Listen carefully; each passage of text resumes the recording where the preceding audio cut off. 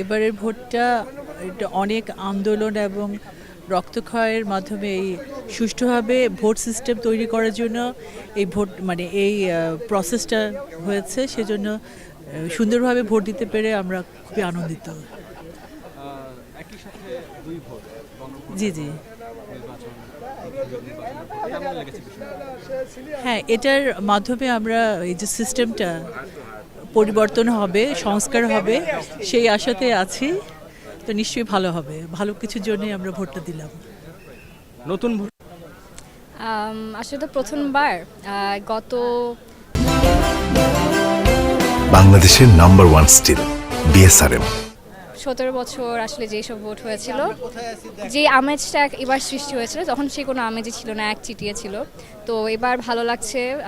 আসলে যেই আসুক না কেন, মানে মানুষের যে চাওয়া, যেই আসুক সে যেন সেই আশাগুলো পূরণ করে, দেশটা যেন শান্তিতে থাকে এবং সবার বৈষম্যহীন যেন থাকে।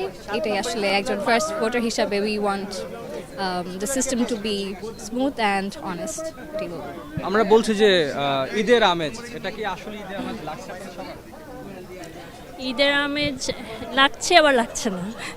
যেমন গতকালকে মানে অনেক রুমার্স স্পেকুলেশনস ছিল, তখন আমরা সবাই একটু সাথে ছিলাম যে আদৌ যাবো কি যাবো না।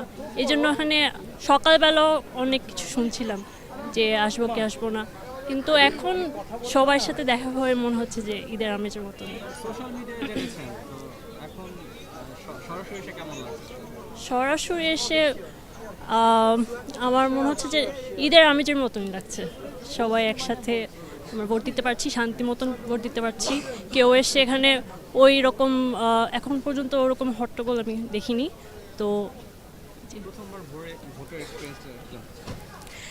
প্রথমবারে খুব এক্সাইটেড ছিলাম। আমি বেশ অনেক ধরে এক্সাইটেড ছিলাম যে এখানে প্রথমবার দিব। এটা একটা আলাদা একটা অনুভূতি বলবো।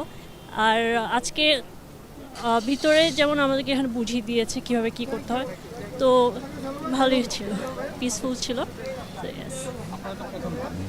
না, আমার প্রথম ভোট না, তবে অনেক আতঙ্কিত ছিলাম আমরা যে কি হবে না হবে।